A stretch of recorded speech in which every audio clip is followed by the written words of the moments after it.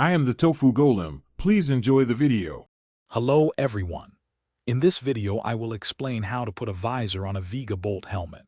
We'll go through the process step by step to ensure a perfect fit. First, make sure your helmet is clean and the old visor is fully open. Take a moment to locate the attachment points on each side of your helmet.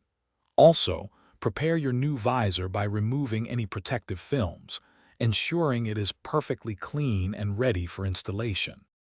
Now let's remove the old visor. Look closely for a small release button or clip located near the visor's pivot point on each side of the helmet. Gently press this mechanism down or in, and simultaneously pull the visor upwards and slightly outwards. It should detach with minimal effort. Repeat this exact step on the opposite side to completely free the old visor. Remember to handle it gently. With the old visor removed, it's time to attach your new one. Carefully align the new visor's top attachment point with the corresponding slot on the helmet's side mechanism. It's crucial to insert the top lock first, ensuring it slides smoothly into its designated position.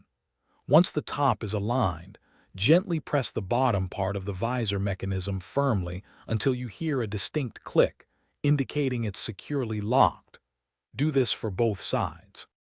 After attaching both sides, perform a few final checks. Gently open and close the visor several times to ensure smooth operation and confirm there are no obstructions or stiffness. Listen for a consistent, fluid movement. Also, verify that the visor seals properly against the helmet's rubber gasket when fully closed. This ensures protection from wind and debris. Finally, check that the visor stays firmly in place at various open positions.